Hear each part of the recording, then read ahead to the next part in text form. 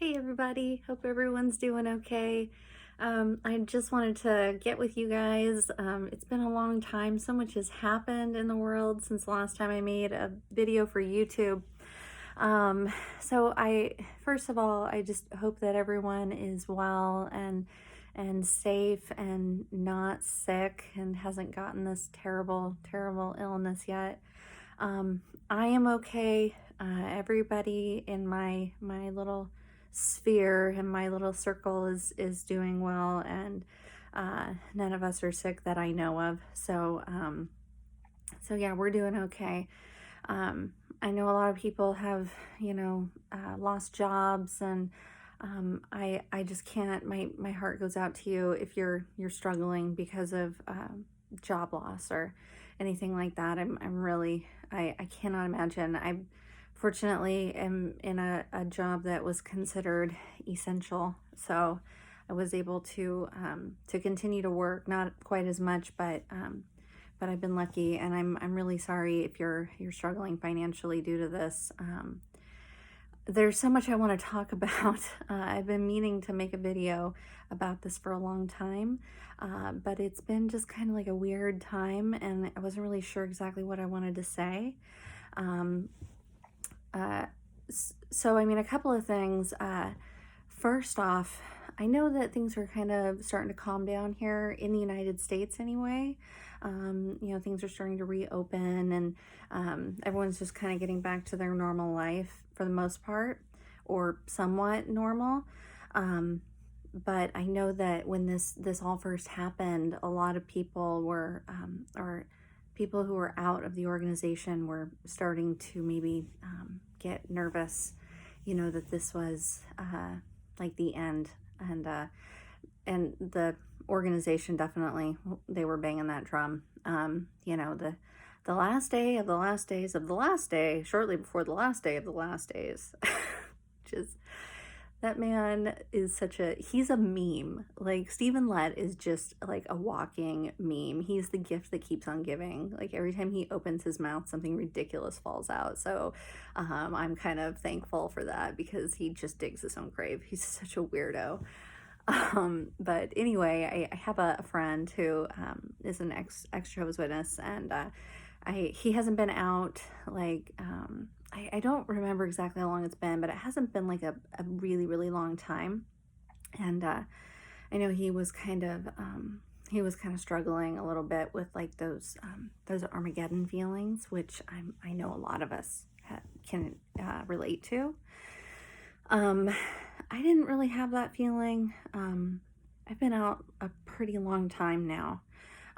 Not that it doesn't still affect me, but I know that maybe for people who are at different stages and different points of their recovery from this religion, like, I know that it was affecting them pretty deeply, thinking, oh my God, this is a sign of the end. I have to get back, before Armageddon comes. And I didn't feel that way, and I think the reason why I didn't feel that way is, and this is what I told my friend as well, is that during 9/11, I was kind of out. I was still a believer, so I was like, physically out, mentally in. I was a pommy. So 9/11 happened, and I freaked out. I was terrified. I sat and watched it all day on TV. I was just, this is it. This is the end. And I got back to the Kingdom Hall as quickly as I could. And I think 9/11 was the catalyst that just kind of kept me in, probably for many more years, kept me, trapped for probably years after that. Because I was on my way to unraveling, my indoctrination at that point, and then 9/11 happened, and I was, this is a sign. So I've kind of experienced that, and I can understand how powerful it is. And something like this is kind of 9/11-esque as far as like the scale of it, right? Like, it feels really, really big, and it's really, really scary, and it's serious. Like we should be taking it seriously. But, one of the other things that I told my friend was that, this has always happened, right? So, terrorist attacks have always happened, and pandemics have always happened, and earthquakes have always happened. All of these things are just inevitable, unfortunately. And this isn't even the worst pandemic, that humanity has ever seen. And that's, I'm sure to the people who have lost loved ones, it's the worst thing that they've ever seen. But on the scale of, death and carnage, we're in a much better place as a race. Humanity is than we were, 300 years ago. And we are going to get through it. We're going to be okay, and everything is going to go back to normal. And the subway cars are going to be full again, and we're all going to be complaining about how there's way too many people here or there, and it's going to go back to normal. But I know that for a lot of us, it probably doesn't feel that way, and I hope that if you were in that place where you're like thinking that this is a sign of the ending, you need to get back to the Kingdom Hall, I hope that you are able to kind of stop and think a little bit about what's actually happening here. Is this really an unprecedented thing that's never happened before?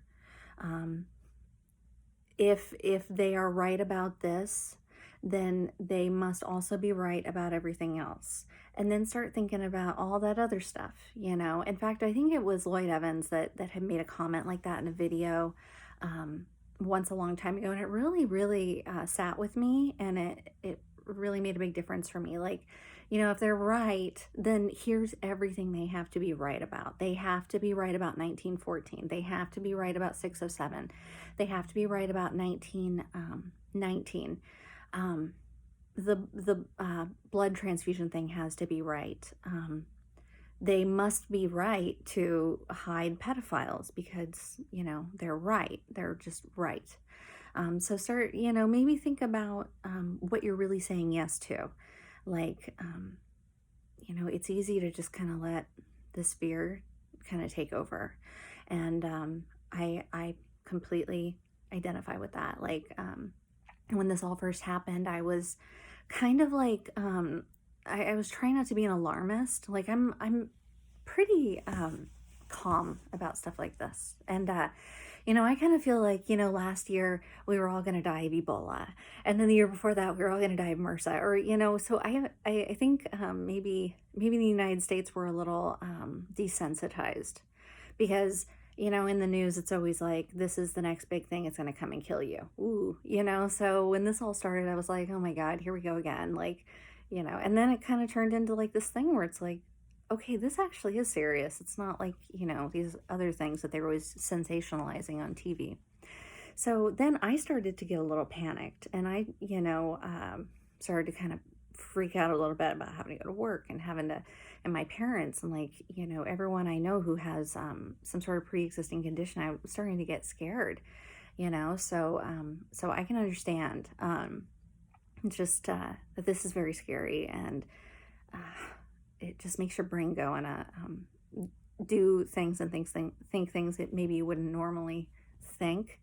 But I just hope that everyone watching this who's an ex-Jehovah's Witness, just, I hope I can give you some sort of comfort. I'm in this with you too, and I believe that we're going to be okay. We just have to do everything we can to try to stay as safe as possible and try to protect the most vulnerable among us. That will show what kind of people we are, how we treat the most vulnerable. That's going to say who we are as a race. So let's do the right thing. So that's what I wanted to say about that. I have one more little thing I wanted to talk about for as far as the ex-witness thing is concerned. So a lot of people are doing shelter in place or have been on quarantine or lockdown, and I know a lot of people are coming out of it now.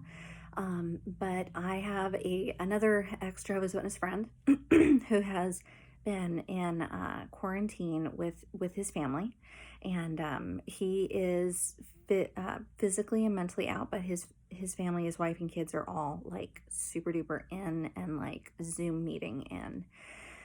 And he's, I guess, normally he's able to like get out and travel for work and stuff. But now he's like stuck in the house, and I'm just, he's not the only one. I know that there's probably thousands. There's probably thousands of people. Maybe you watching this right now are going through that. That is literally my worst nightmare. I can't think of anything worse than being trapped. If I was trapped inside with my witness family for days, weeks, months on end with no end in sight, I don't know what that would do to me. To my mental state, I would be a complete basket case at the end of that. And it can really ruin your relationships. Maybe whatever little thing you had left with these people that you guys were like, okay, you do you do your thing. I'm gonna do my thing. We're not gonna talk about it. Well, when you're stuck in the house together, you're kind of faced with it all the time. And if you are going through that, my heart goes out to you.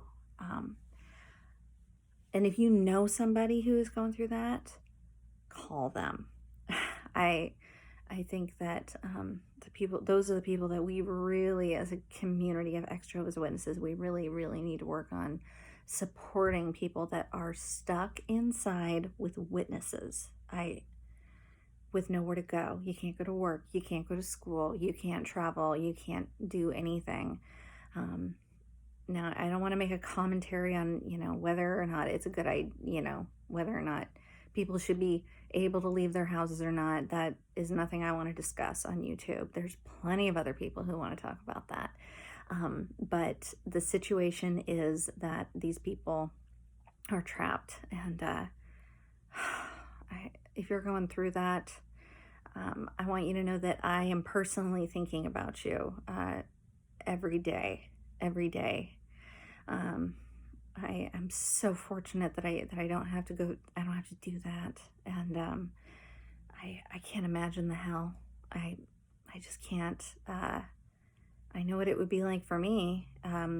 We would probably have the cops called if I was stuck in the house with my father, my elder dad.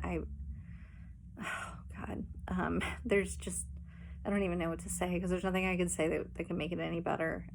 But please, please, please know that just be strong, dig deep, find that last little bit and hang on to it, that last little bit of strength, and just hang on to that, because this is going to end. This is going to end. Everything's going to go back to normal. And my thoughts are with you. Try to see the humor in it. I kind of feel like in my life that the way I deal with things is I have to laugh. I've been watching a lot of funny movies lately, a lot of funny TV shows, because this is kind of depressing. And for me, again, it's like, if I can laugh, I'll just feel better. And please, reach out to people that you know. The Reddit group is it's a great resource, and I've seen a lot of support for people in that situation on Reddit. If you want to talk to me, you can comment on my video, and I'll try to get back to you. But again, please just be strong. There are more of us than there are of them. And I know maybe in your house, you're the odd one out. Maybe you're the black sheep. Maybe you're going through verbal abuse because of this neglect from parents or a spouse or children, or emotional neglect, which is just abuse, I think. Just know that you are in the majority. You're in the majority. There's more people who used to be witnesses than are currently witnesses. We're just not very well organized. It's just something I've said before. But there's always someone who will understand. You're never alone, and you just got to remember that if you need help, you got to ask for it, or you won't get it. When my dad was in the ICU in November, that's why I made videos about it and put them on my YouTube channel, because I was so alone. I was so alone, and I was living in hell, just living in hell. The whole time he was in there, and I had to be surrounded by witnesses and constantly faced with the reality that he could die for needing a blood transfusion any minute. And I reached out to the exJWs witness community, and they embraced me.